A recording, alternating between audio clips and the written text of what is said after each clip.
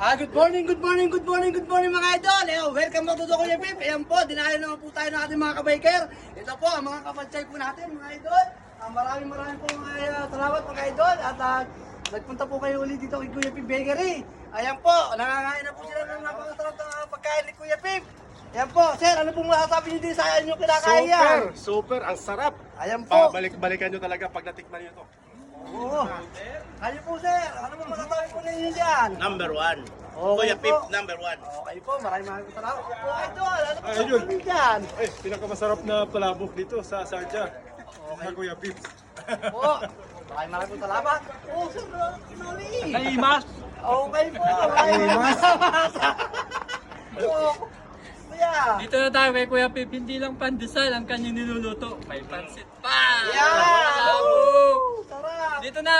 Po, sir, ano pong masasabi po dito sa inyo kinakain yan, sir? The best! The best! Okay po.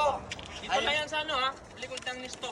Okay po, sir. Maraming po salamat sa pagkain po ninyo ng almusal dito kay Kuya Pip. Sana po, huwag po kayo magsasawang tangkilikin ninyo ang sariling atin, mga idol. Kaya mga idol, ano pong inaatay nyo?